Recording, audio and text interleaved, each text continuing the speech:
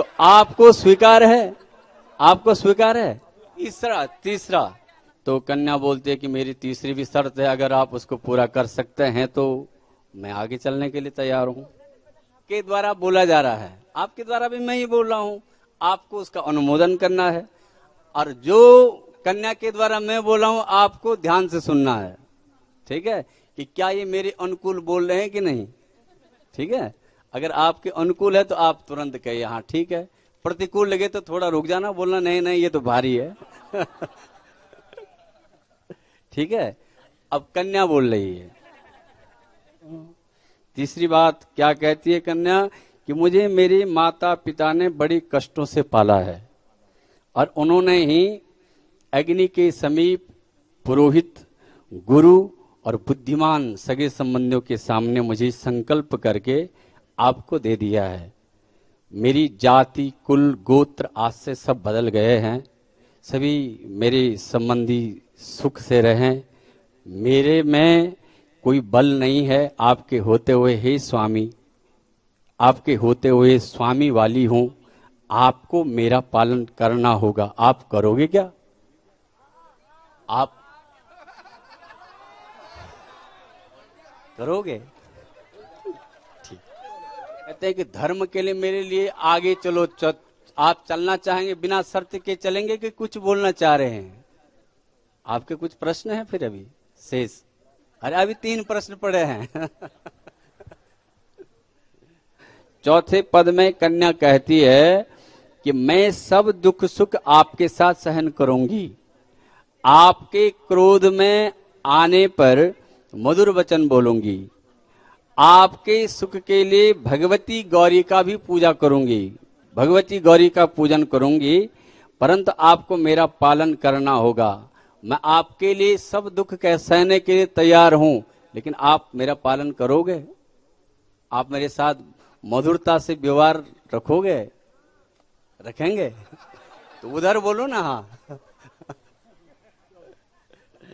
तो 5वें पद में कन्या कहती है कि आपको युवा से वृद्धावस्था तक कुटुंब का पालन करना होगा।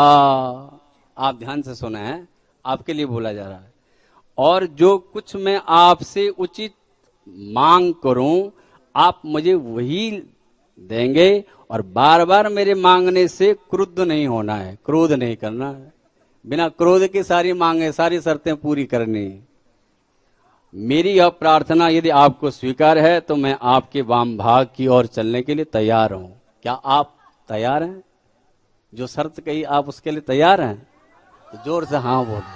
6वीं शर्त, 6वें में आप कह रहे हैं कि हे स्वामी, मेरे संपूर्ण संबंधी आपके दास बन गए हैं, क्योंकि आपको मेरे दिए जाने के बाद मेरे माता और पिता ने आपका भी दासत्व स्वीकार कर लिया है। उन्होंने प्रेम पूर्वक जल या पात्र द्वारा कंकण बांधकर मुझे दे दिया है। कभी यह न कहना कि आपके संबंधियों ने मुझे क्या दिया है। एक साथ रहने से प्रायः झगड़ा हो ही जाता है। सेवक के अपराध को स्वामी यथासंभव क्षमा करे। क्या आप मुझे क्षमा करेंगे? 7वें पद में वर कहता है कि हे सखे, सप्तपदी वचनों का पालन करते हुए तो विष्णु रूपी अनुगामिनी हो। और 7वें पद के लिए कन्या कहती है कि नहीं नहीं नहीं, अभी मेरा एक वचन शेष है। अगर आप मानोगे तो फिर मैं वाम भाग में आने के लिए तैयार हूं। क्या कहा कि हवन, यज्ञ, विवाह, कन्यादान और व्रत में आपके अंचल पकड़कर वाम और ठहरूंगी। आपके पुण्य का आधा भाग ग्रहण करूंगी, किंतु पाप का नहीं। आप कितना भी पुण्य करो उसका आधा भाग धर्म पत्नी को मिलेगा। और हाँ, और पाप जितना भी करो पाप स्वयं भोगना पड़ेगा। पाप का नहीं, केवल पुण्य का। परंतु मेरे द्वारा किए गए पाप के अर्धभाग के आप भागीदार होंगे। सुन लीजिए, आप पाप करेंगे तो उस पाप का भागी धर्म पत्नी को नहीं बनना पड़ेगा, और धर्म पत्नी पाप करेगी तो उसका आधा फल तुम्हें भोगना पड़ेगा। यदि आप इसे स्वीकार करें तो मैं आपके वाम भाग में आने के लिए तैयार हूं। स्वीकार है। अब ये सप्तवचन तो पूरे हो गए, अब एक शर्त आपकी है।